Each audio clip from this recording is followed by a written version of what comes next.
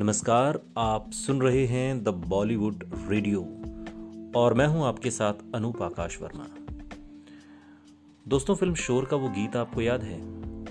एक प्यार का नगमा है, या फिर भैया मेरे राखी के बंधन को निभाना। और इन गानों की एक्ट्रेस? जी, हम बात गुजरे जमाने की मशहूर अदाकारा नंदा की कर रहे हैं। आज का हिंदी सिनेमा अपने पीछे एक लंबा इतिहास समेटे हुए है।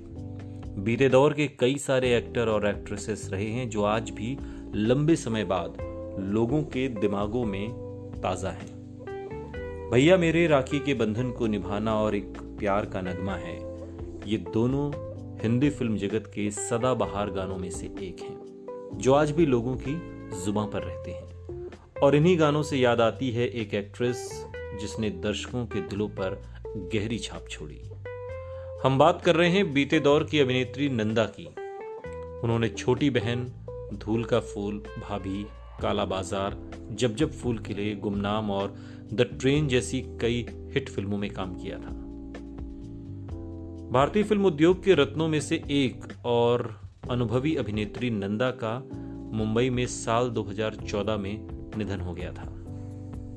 एक सफल मराठी अभिनेता निर्देशक विनायक दामोदर कर्नाटकी के महाराष्ट्रीयन परिवार में जन्मी नंदा ने 8 साल की उम्र में फिल्मों में इसलिए अभिनय करना शुरू कर दिया था क्योंकि उनके पिता का निधन हो गया था और परिवार सिर्फ अकेले उनकी कमाई पर निर्भर था।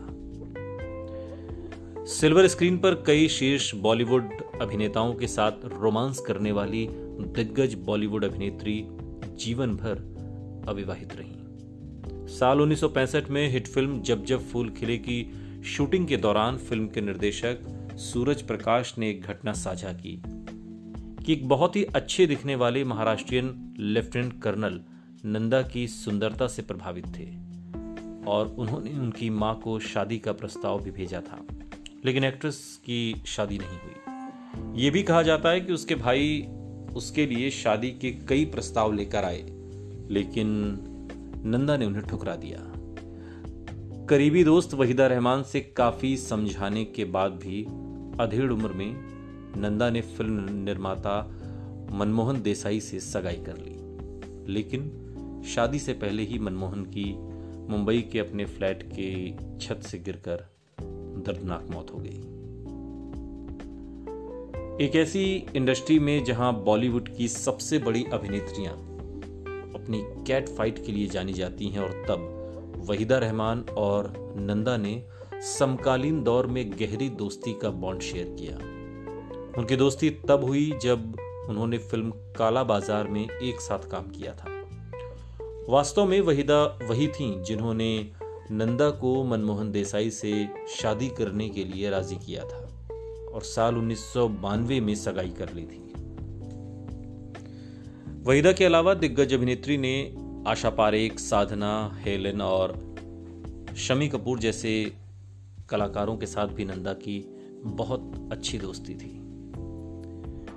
फिल्मों में कुछ बेहतरीन काम करने वाली नंदा ने धूल का फूल, दुल्हन, भाभी, जब जब फूल खिले, गुन्नम, शोर जैसी फिल्में दी हैं। परिणीता और प्रेम रोग एक्ट्रेस अपने समय की सबसे अधिक भुगतान पाने वाली अभिनेत्रियों में से एक थी, यानी सबसे ज्यादा फीस लेने वाली।